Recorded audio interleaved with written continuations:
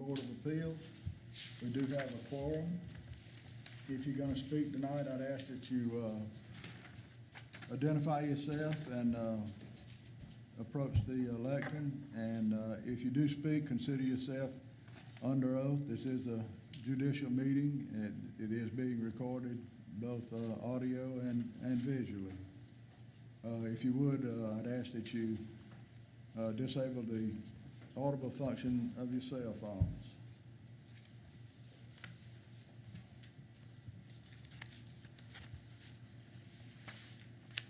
First order of business is the determination of quorum, which we'd already did that. The approval of meetings of the June 6, 2023 meeting.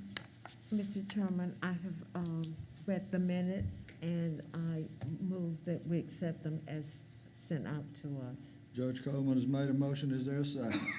Second. Seconded by Judge Metz. Any discussion?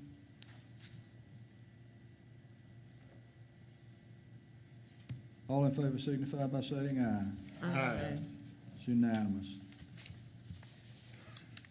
First order of business, case number SEO 1-04-04-23.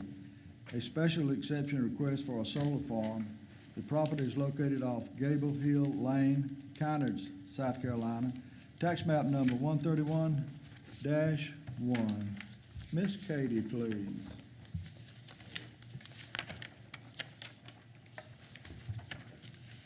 Duke Energy is here tonight on behalf of Capers Acres LLC to request the special exception variance for a solar farm located on tax map 131-1.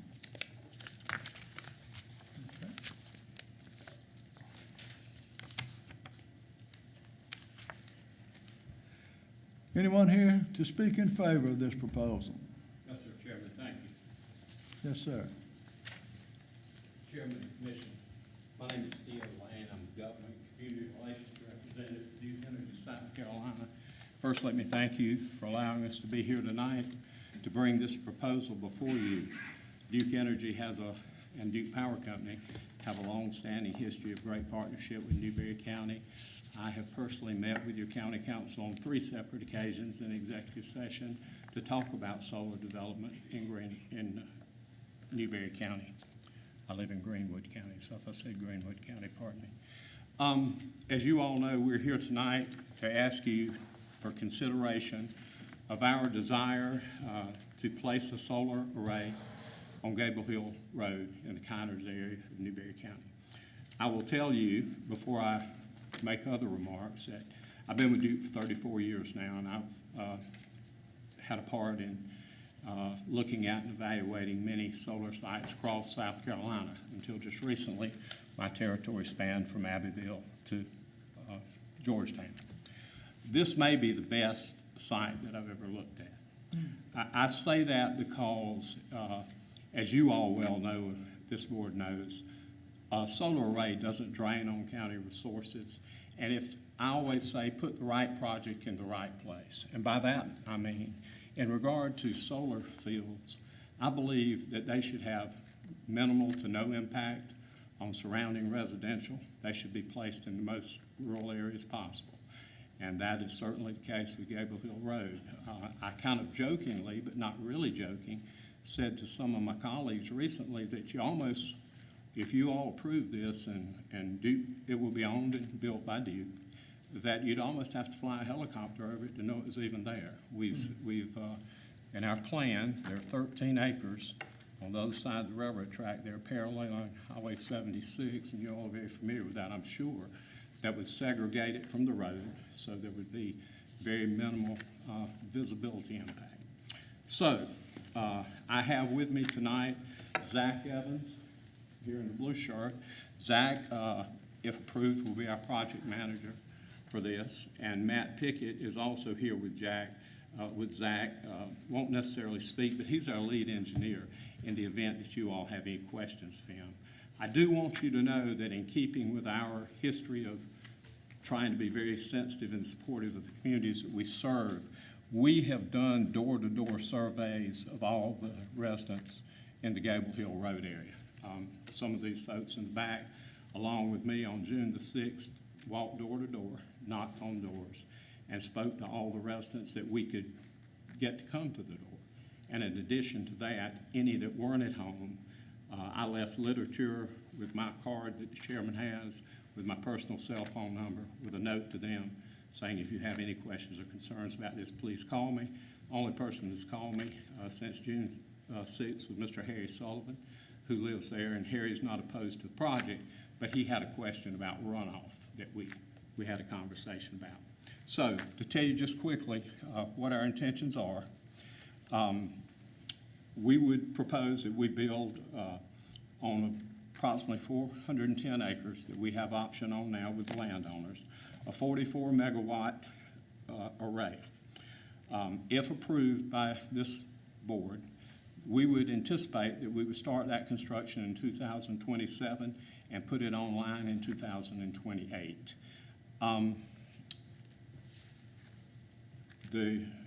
As I said, 44 megawatts, be owned and operated by us, won't be leased out to anyone else. As I said, we have the purchase option with the landowner for the 410 acres.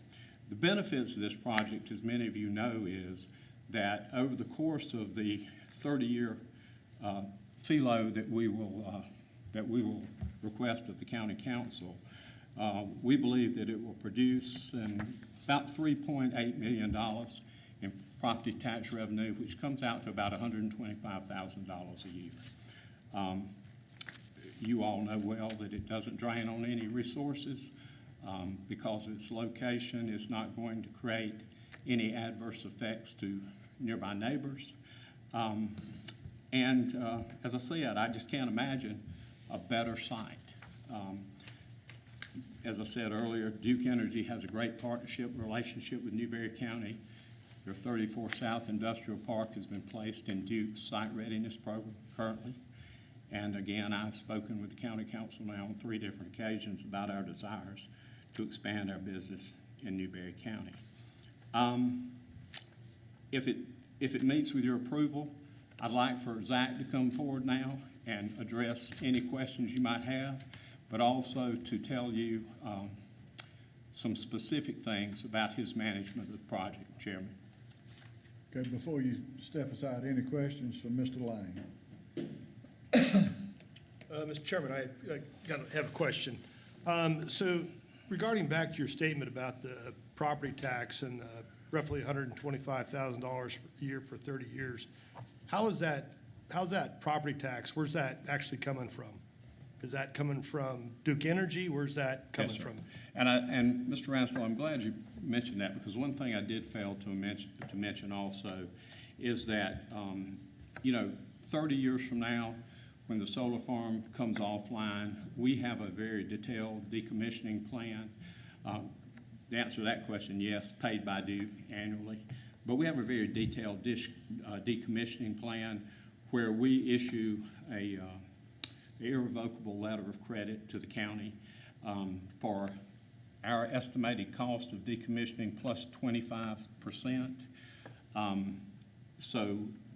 So I don't want you to have any concerns about, at the point in time when our facility is no longer viable, what we'll do with the land. Quite frankly, our commitment to the county, as is the case with the project just approved in another area of the county, which was just approved by county council recently, is that we put the land back in as-is condition. Even to the point of, if we have to pour any pads for small storage buildings or anything like that, if the landowner desires it, we take those up, seed them, plant grass again, put it back basically just like it was.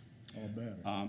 And again, the FILO that we'll negotiate with the county council, I anticipate will be a 30-year FILO. And as I said, about $125,000 of revenue to the county annually. Okay, I have a question. Yes, ma'am.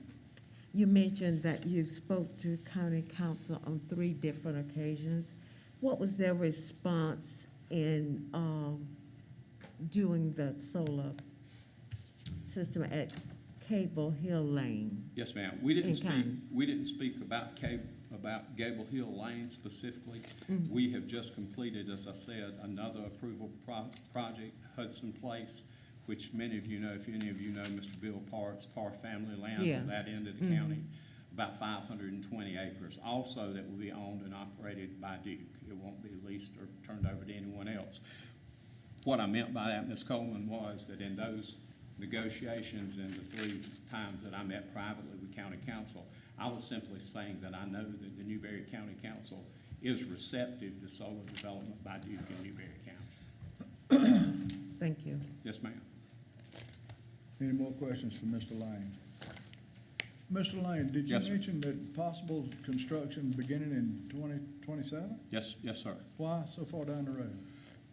I would think, Chairman, that, you know, we have within the company our schedule for projects, and we're building a number of solar arrays in different parts of the state. Zach can speak specifically to that more so than I can, but I would guess that that's just in. Fall in your schedule? Yes, sir.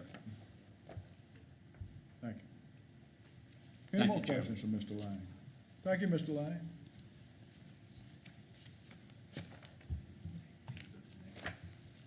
And this is Mr. Zach Evans, I believe. Hello, good evening. My name is Zach Evans. My address is 425 Fair Forest Way, Greenville, South Carolina, and I'm happy to be with you guys here today to talk about the proposed site. Uh-oh, did I hit the wrong button? Okay, there we go. Here's the project overview that Mr. Theo Lane just talked on. So I'm here today, and I'm going to run through and summarize the 7 findings of fact that must be found by you guys before you can approve the solar exception. And I'm going to run through these fairly quick, so if you would bear with me, I know there's limited time. So number 1, the use will not materially endanger the public health or safety. Solar is a safe and proven technology. Our solar facilities will produce clean, quiet, and reliable energy. The energy generated at this particular solar site will connect to the existing transmission lines, and it will supplement the needs of the area. And solar will not produce harmful EMF or cause harm to the soil or water table. And despite the panels primarily being composed of tempered glass, they are tested for durability against hurricane force winds. Even if the glass were to crack, all components are sealed between a laminated layer similar to your car's windshield to ensure all the inner materials are safely contained. So we hired a qualified consultant to perform a health and safety report, which has been provided to you just before this meeting, to attest to these statements and also further provide explanation for the safety of this solar site. Number 2.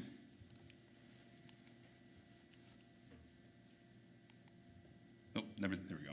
Number 2, the use complies with all regulations and standards of this chapter. As you'll see in our preliminary site plan, we have exceeded or met all the setbacks, buffers, screening requirements. We're 400 feet from the closest residence. We're proposing to install a vegetative screening along the property lines for the residentially zoned parcels.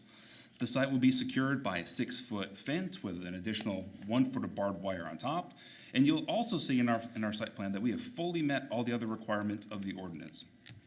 As a property owner and member of the community, we are fully committed, as Mr. Theo Lane mentioned, to decommissioning the site. We have provided to you all a full decommissioning plan and cost estimate that outlines how the project will be removed and then components will be reused or recycled. Number 3, the use will not substantially injure the value of adjoining properties. For adjoining properties, there will not be any discernible noise, odor, smoke, or vibration. And we hired a qualified consultant, Kirkland Appraisals, to assess the potential impact the proposed site may have on the value of adjoining properties. The evidence provided in the report that you guys have shows that there will be no negative impact on the surrounding properties. Mr. Kirkland is here today. If you have any questions, he'll be more than happy to explain the evidence in that report. Number 4, the use will be in harmony with the area in which it's to be located. One of the reasons we selected this particular site for solar was because of its remote location.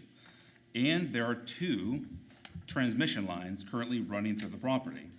The site, as you can see, is almost entirely surrounded by timber. with only one adjacent residential house, and one of the adjacent neighbors is an industrial zone wood manufacturer. The quiet passive use of solar would be in harmony of the other uses in the area. Number 5, the use will not create traffic or congestion impacts that will endanger the public safety. The site entrance is located off the lightly traveled Gable Hill Lane, not US Highway 76. And during the 12 months of construction, there will be increased traffic for material deliveries and construction laborers, but we will strive to minimize any impacts on the community. Number 6, the use will not create noise, light, glare, odor, or obstruction of airflow on adjoining properties. As identified in the site plan, the project will install and maintain a 25-foot minimum vegetative screen between all right-of-ways and along adjoining residential properties. The screening, along with the anti-glare coating on the panels, will ensure adjacent property owners do not experience harmful glare. Regarding noise, the inverters do have cooling fans that run throughout the day, but the noise that's created is very similar to a home AC unit, or another reference would be a dishwasher. So to ensure minimal impact on neighbors, all of these inverters will be centrally located on the site. The closest will be at least 400 feet away from the nearest residence. And the vegetative screening along the residential properties will also serve to ensure that these are not heard off-site. And finally, the facility will not generate odor or impact airflow. Number 7, the use will not be in conflict with, but will further the objectives of the Newberry County Comprehensive Plan for the area which is located. Future land use maps identify this site to be within the rural development. Rural development is primarily used for low density, residential, ag, forestry, or other complementary uses. And we respectfully submit to you guys that the proposed low impact solar facility would be a complementary use. So I'm happy to answer any questions you guys have on all that information, or discuss any questions you might have Any around the questions site from, plan. any questions from Mr. Evans?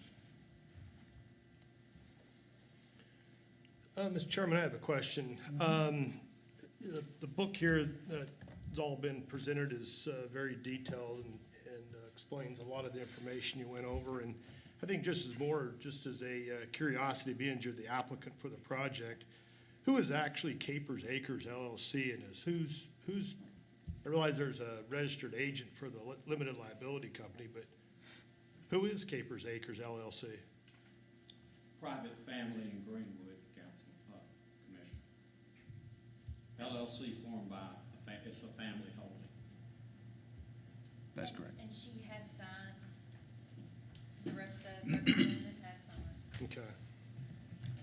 Thank you. Any more questions from Mr. Evans? Thank you, Mr. Evans. Thank you, guys.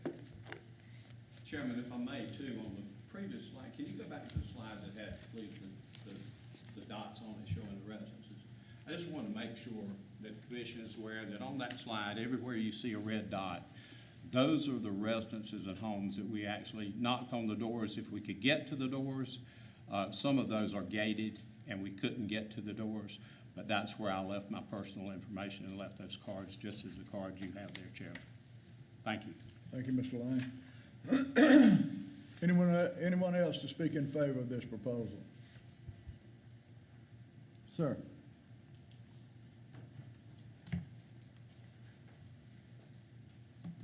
My name is Harry Sullivan. I'm the resident in the area that Duke Power actually spoke to.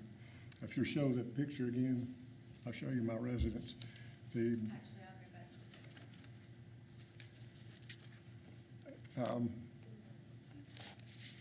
my property is 131-3, excuse me, 131-1, 131-2. Okay. Okay.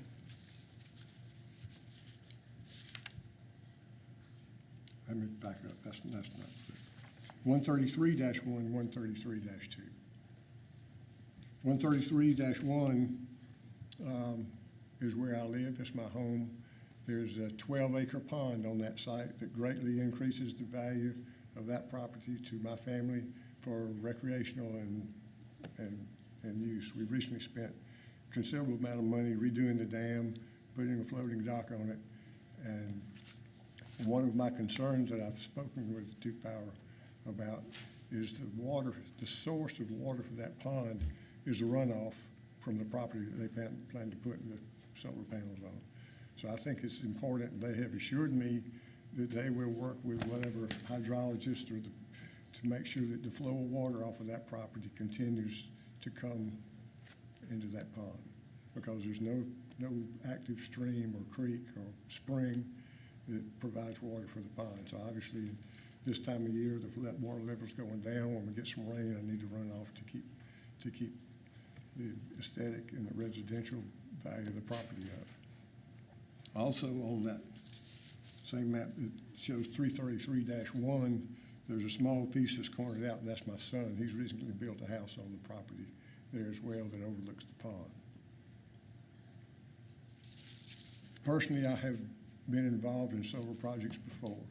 I was the director of engineering at Clinton Mills Incorporated in Clinton, later became CMI Industries. We had plants in 9 states. One of those was in Yuma, Arizona. Bailey Dixon, who was one of the owners at the time, said if there's any place in the world to put a solar project, it's Yuma, Arizona. We worked with a company called Thermal Kinetics, put in solar collectors that focused the sunlight and heat onto a tube that carried a thermal conductor that went onto a boiler, and we were generating 120-pound steam with nothing required except the pumps to pump the fluid through. We were generating 120-pound steam. Was that concentrated solar? It was solar panels, long panels that track the sun that would focus it onto a tube. I actually have some pictures of it if you'd like to see it. That's okay.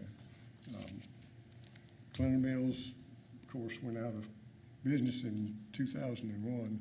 I was there 30 years, and that was one of the few real exciting projects we had, was working with that. We actually made a trip to San Diego National Lab on the way to see where the Department of Energy was focusing mirrors onto one point above a tower, and I don't know what the temperature of that was, but it was pretty hot. Yeah. There's obviously a resource that's free that we can take advantage of that will help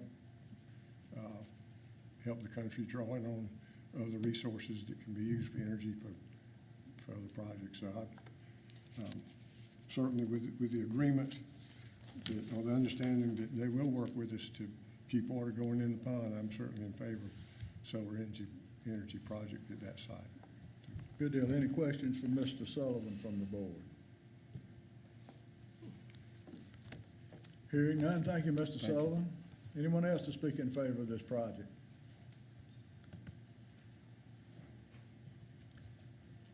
Anyone to speak in opposition to this project?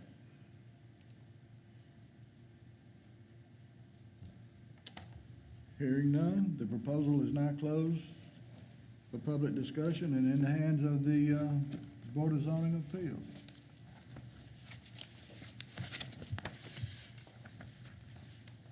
Members, before we can debate this, there are 7 finding of facts that we have to consider. Mr. Evans has already did a good job on that, but we still got to go over it.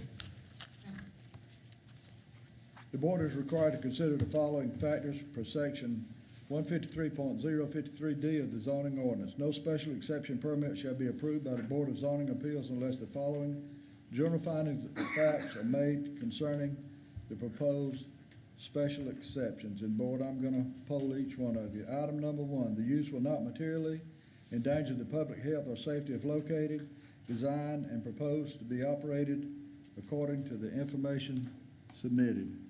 Oh, and let the record reflect that Judge Hipp has abstained, not recused, and he can remain in the room.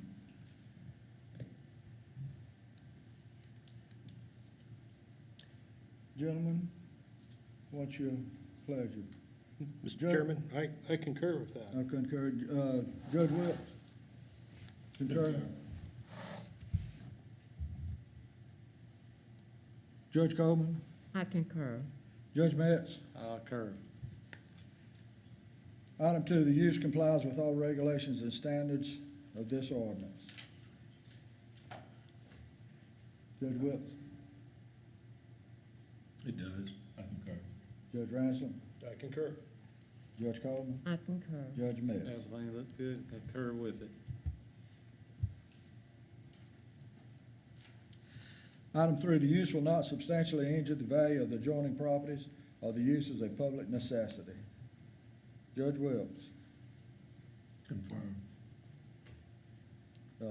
Judge Ransell? I concur. They did a very good job They did. detailing property values in that. I wish we'd have had this good Yeah, before. they did a nice job with it. Yeah. Judge Coleman? I concur. Judge Metz? I concur on all the paperwork they submitted to us Yeah. here in the book. They've done a good job. They did do a good job. Item 4, the location and character of the use, if developed according to the information that's submitted and approved, will be in harmony with the area in which it is to be located. Judge Wilkes? Concur. Judge Ransell? Concur.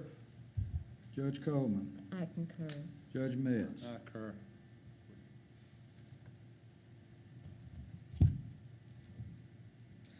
Item 5, the use will not create traffic impacts that will endanger public safety or create or contribute to congestion. Judge Wilkes? Concur. Concur. Judge Coleman? I Judge- concur. Judge Metz? Also, I concur with it. Item 6, the use will not create noise, light, glare, odor, or obstruction of airflow on adjoining properties. Judge Wilkes? Concur. Judge Ransell? Yeah, I agree. Judge Coleman? I concur. Judge Metz? I agree, I concur. And finally, that the proposed use will not be in conflict with, but will further the objectives of the Newberry County Comprehensive Plan for the area in which it is located. Judge Wilkes? Concur. Judge Ransell? Concur. Judge Coleman? I concur. And they Judge? did a good job. They did with do a the good job. providing us information. And I concur also, Mr. Chairman.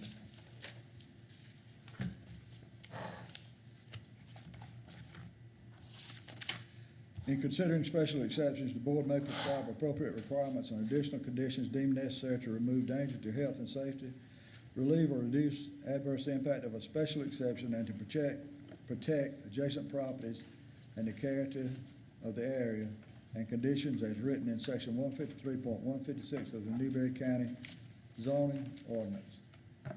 That being said, and everyone concurs, the chair would entertain a motion. Mr. Chairman, I move that we grant the Duke Energy Carolina LLC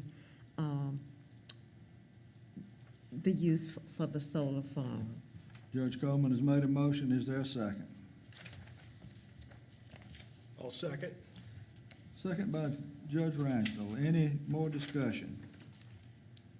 All in favor signify by saying aye. Aye. It's unanimous. You have your special exception, gentlemen. Chairman, can I speak again before we conclude? Thank you again so much for allowing us to be here, and thank you for your consideration. I'm gonna say now what I Thank you for the good job y'all did on this. appreciate it. Thank you, Chairman. I'm gonna say now what I couldn't say before, because you might have thought I was trying to sway you. I want to thank you for your public service, because I know that in your attempts to balance economic development with the interest of every one of your constituents and the residents of Newberry County. I serve as vice chairman of the Greenwood County Council. So I sit in a very similar seat, and I well understand that in your minds always has to be protection first of your citizens in your community.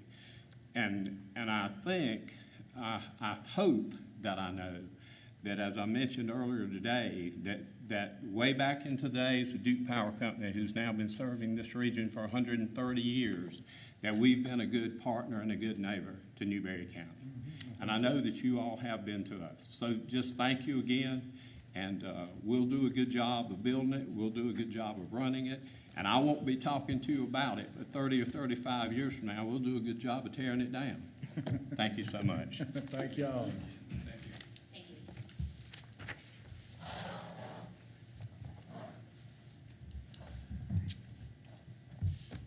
Discussion and informational items. Do we have any? Do we have anything for September? We have one case. One case? Next scheduled meeting is September the 5th. Any more discussion? Anyone? Okay, Mr. Chairman, I move for the adjournment of our meeting. Move to adjourn. I'll second that. We're adjourned by acclamation. Thank you, folks.